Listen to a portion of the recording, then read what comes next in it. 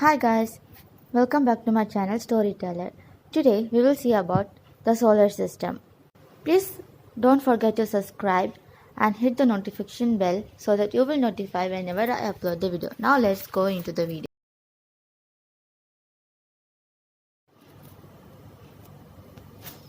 The order of the planets in solar system, starting nearest the sun and the working outward is the following: Mercury, Venus, Earth, Mars, Jupiter, Saturn, Uranus, Neptune, and then the possible planet 9. Ever since the discovery of Pluto in 1930, kids grew up learning that solar system has 9 planets. That all changed in the late 1990s when astronomers started arguing about whether Pluto was indeed a planet. In highly controversial decision, the International Astronomical Union ultimately decided in 2006 to designate Pluto as a dwarf planet, reducing the list of the solar system's true planets to just 8.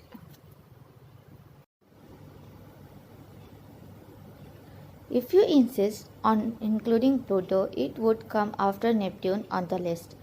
Pluto is truly way out there and widely tilted or elliptical orbit, two of several reasons it was demoted. Astronomers, however, are still hunting for another possible planet in our solar system, a true ninth planet after mathematical evidence of its existence was revealed on Jan 2016. They alleged Planet 9, also called Planet X, is believed to be about 10 times the mass of Earth and 5,000 times the mass of Pluto. The inner 4 planets closest to the Sun, Mercury, Venus, Earth, and Mars, are often called the terrestrial planets because their surfaces are rocky. Pluto also has a rocky, a little bit frozen surface but has never been grouped with the 4 terrestrials. The four large outer worlds, Jupiter, Saturn, Uranus, and Neptune, are sometimes called the Jovian or Jupiter-like planets because of their enormous size relative to the terrestrial planets. They are also mostly made of gases like hydrogen, helium, and ammonia rather than of rocky surface. Although astronomers believe some or all of them may have solid cores, Jupiter and Saturn are sometimes called gaseous giants, whereas the more distant Uranus and Neptune have been nicknamed the ice giants. This is because Uranus and Neptune have more atmospheric water and other ice-forming molecules such as methane, hydrogen sulfide, and phosphine that crystallize into clouds in the planet's frigid condition, according to the Planetary Society.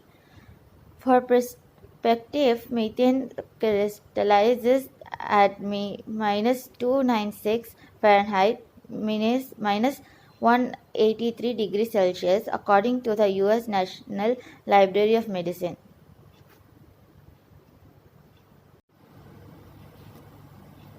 A true planet has a body that circles the Sun without being some other object.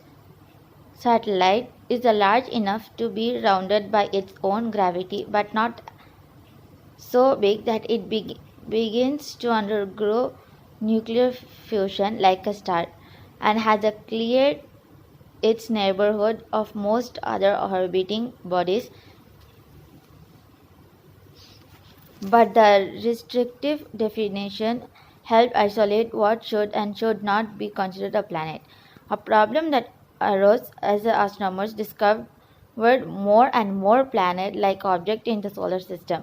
Pluto was among the bodies that did make the cut and was reclassified as a dwarf planet. The problem with Pluto, aside from its small size and off-beat orbit, is that it doesn't clear its neighborhood of debris. It shares its space with lots of other objects in in the Kuiper belt. Still, the demotion of Pluto remains controversial. The IAU planet definition also put other small round worlds into a dwarf planet category, including the Kuiper belt object Eris, Haumea, and Makemake. Ceres, a round object in the asteroid belt between Mars and Jupiter, also got the boot. Ceres was considered a planet when it was discovered in 1801, but it was later demoted to the asteroid. That still didn't quite fit because it was so much larger and rounder than the other asteroids. Astronomers instead deemed it a dwarf planet in 2006, although some astronomers like to consider Ceres as a 10th planet, not to be confused with Nibiru or Planet X.